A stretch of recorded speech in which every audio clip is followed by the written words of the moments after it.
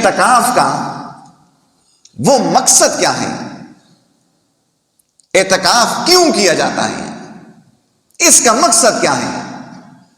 فرماتے ہیں اس لیے کہ شب قدر جیسی فضیلت والی رات کو تاکہ حاصل کر سکے، اس کو پالے مسلمان، اس میں اللہ پاک کی مناجات میں مشغول رہے، اس کی فضیلتوں سے محروم نہ رہے، خود بھی محروم نہ رہے، اپنے دوست اپنے امت مسلمہ کو بھی محروم نہ کرائیں۔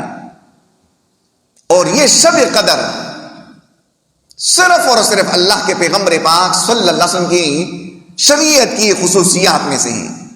کسی اور امت کو اللہ پاک نے یہ اعزاز ڈگری نہیں عطا فرمائی جو اللہ کے پیغمبر پاک صلی اللہ علیہ وسلم کے واسطے سے ہم سب کو اللہ پاک عطا فرمائی، یہ شب قدر۔ اب تیسری بات آ جاتی ہے کہ اعتکاف کی حقیقت کیا ہے، کیا اس کی لاجک ہے، کیا اس کی کن ہے؟ فرماتے ہیں وہ یہ کہ انسان کا اللہ پاک کے ساتھ تعلق وہ اعلیٰ ہو جائے، بس اس کے دل وہ لوس میں، اس میں حرارت میں، وہ جو اس سے پہلے 11 مہینے مادہ پرستی اس کے اوپر غالب رہی، وہ کم ہو کر اللہ کی ذات کے ساتھ اس کی وہ تعلق مضبوط ہو جائے، بس یہ اس کی حقیقت ہے۔ اور پھر اعتکاف اس کے مسلمانوں کے لیے آسانی کے اعتبار سے یہ کہا کہ اپنے الفاظ میں سنتی مؤکدہ علی الکفایہ ہے، یہ ذہن میں رہیں، یہ متاخرین نے یہ آپ کو کیٹیگری بنائی ہے، یہ درجے بندی کی ہے، یہ فرض ہے، یہ واجب ہے، نفل ہے، لیکن صحابہ اکرام رضی اللہ عنہ کی تاریخ اٹھائیں، ان کی تاریخ میں یہ بات آپ کو نہیں ملے گی کہ یہ فرض ہے، واجب ہے، سنت ہے یا نفل ہے، بلکہ کیا ہے، ان کی میں ایک ہی بات آپ کو ملے گی، اپنے محبوب صلی اللہ علیہ وسلم کی ادا کو، سنت کو دیکھا بس آمنا صدقنا، باقی کوئی تفصیل نہیں پوچھتے تھے کہ آیا وہ فرض ہے تو فرض کس درجے میں ہے، کس کیٹیگری میں ہے، فرض علی الکفایہ ہے یا فرض عین ہے یا واجب علی الکفایہ، کوئی تفصیل نہیں پوچھتے تھے۔ یہ متاخرین نے امت مسلمہ پر مزید آسانی کرنے کے لیے یہ کیٹیگری، یہ درجہ بندی بنا لی، تاکہ کیوں بنائی؟ آسانی کے واسطے، تاکہ ان میں سے جو اعلیٰ درجے کا حکم ہو یہ نہ ہو کہ چھوٹے درجے کے حکم میں مصروف عمل ہو کر وہ رہ نہ جائے اس سے۔ لیکن صحابہ اکرام رضی اللہ عنہ کی زمانے مبارک میں یہ کام نہیں تھا، بس وہ اللہ کے پیغمبر پاک صلی اللہ علیہ وسلم کی ادا کو، آپ کی عمل کو دیکھ کر وہ نوٹ کر کے راہ عمل بنا لیتے تھے۔ اب آتے ہیں اللہ کے پیغمبر پاک صلی اللہ علیہ وسلم کی مدنی دور میں، فرماتے ہیں صحابہ اکرام رضی اللہ عنہ، خصوصاً جو آپ کے خادم خاص تھے حضرت انس بن مالک، وہ باہر کی زندگی میں اور اندر کی زندگی میں ام عائشہ صدیقہ رضی اللہ عنہا، آپ کی خادم خاص، آپ کی زوج مطہرہ، ہم سب کی ماں، انہی حضرات سے نقل کر کے امت تک اور آسانی بھی فرمائی۔ یہ کیسے آسانی فرمائی؟ فرمایا کہ اللہ کے پیغمبر پاک صلی اللہ علیہ وسلم رمضان کے آخری 10 دن میں اعتکاف کیا کرتے تھے، بس صحابہ آپ کے اس طرز عمل کو، آپ کی سنت کو دیکھ کر وہ بھی آتے تھے۔ فرمایا دنیا سے آپ کے تشریف لے جانے کے بعد پھر اللہ کے پیغمبر پاک صلی اللہ علیہ وسلم کی ازواج مطہرات، انہوں نے اس کار خیر کو چھوڑا نہیں، اس کے اوپر عمل پیرا رہے۔ اب یہاں سے ایک اور نقطہ جو محدثین نے ذکر کیا ہے، فرمایا کہ دیکھو اہل بیت تھے، ازواج مطہرات جو تھے وہ مزاج نبوی سے واقف تھے صلی اللہ علیہ وسلم۔ ان کا مزاج کیا تھا کہ حضور کی جس طرح ادا ہو، عمل ہو، جو کام ہو آپ نے کیا ہو اس کے اوپر جاری ہونا چاہیے، اس کو جاری رکھنا چاہیے، یہی کرتے رہیں۔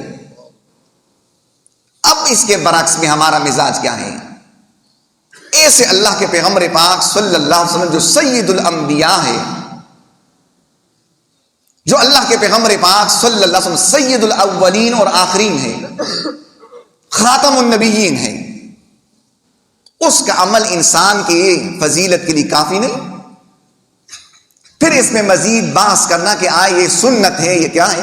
میں نے کہا کہ یہ چیزیں متاخرین کی پیداوار ہیں، بطور آسانی آپ کے لیے کی ہیں۔ صحابہ میں، تابعین میں اور تبع تابعین رضی اللہ عنہ کے زمانے مبارک میں یہ چیز نہیں تھی۔ وہ کیا تھا؟ وہ یہی تھا، اپنے محبوب کی ادا کو بس وہ ماننے والے تھے، اس کو اپنی زندگی کا حصہ بنانے والے تھے، اس سے بحث نہیں کرتے تھے، جس طرح کے ازواج مطہرات نے کیا۔ اور ہمارے مزاج بالکل برعکس ہیں۔ یورپ کے یا اور تہذیب کی فیشن ہو یا اور چیزیں کا ہو، ہم مزاج فوراً لے لیتے ہیں، اس لیے کہ دنیا جو ہے، یہ جس طرح کہ حضور صلی اللہ علیہ وسلم نے فرمایا، اللہ پاک نے سرسبز و شادابی دی اس کو، اس کے اندر کشش مادہ رکھا ہے، کیونکہ یہ امتحان کی جگہ ہے، یہ دار العمل ہے، دار الامتحان ہے، دار المحنت ہے، اور قبر آرام کی جگہ ہے، اور میدان حشر وہ کیا ہے؟ وہ دار الحساب ہے، پھر آگے جنت ہے اور جہنم ہے۔ اب یہ دیکھیں کہ ہم یہ اس طرح وہ مزاج لے لیتے ہیں۔ آیا آپ کے پاس جو اتنی زبردست قسم کی شریعت اللہ کے پیغمبر پاک صلی اللہ علیہ وسلم کی موجود ہے، صرف وہ زبانی نہیں بلکہ عملی لحاظ سے، سیرت کے لحاظ سے آپ کے پاس نمونے موجود ہیں، اس کو کیوں مزاج نہیں اپناتے ہو؟ اگر مزاج نہیں بنتا تو اس کا مطلب یہ ہے کہ آپ کے دل اور دماغ پر مادہ پرستی وہ غالب ہے، مادہ پرستی وہ حاوی ہے۔ اس کو کم کرنے کے لیے اللہ کے پیغمبر پاک صلی اللہ علیہ وسلم نے آپ کے واسطے سے، اللہ پاک نے آپ کی امت پر یہ آسانی رکھی ہے۔ اللہ پاک اس کی قدردانی نصیب فرمائے۔ تو ازواج مطہرات بھی آپ کی مزاج نبوت سے واقف ہو کر وہ اعتکاف کے لیے اپنے گھروں میں وہ جم کر بیٹھ، یکسوئی کے ساتھ بیٹھ جاتی تھی۔ عورتیں بھی اعتکاف کر سکتی ہیں، عورتیں اپنے گھر میں، خصوصاً جہاں پر اس کے لیے اپنی جگہ مخصوص کی ہوئی ہے، کس کے واسطے؟ نماز کے واسطے، ذکر و تلاوت کے لیے۔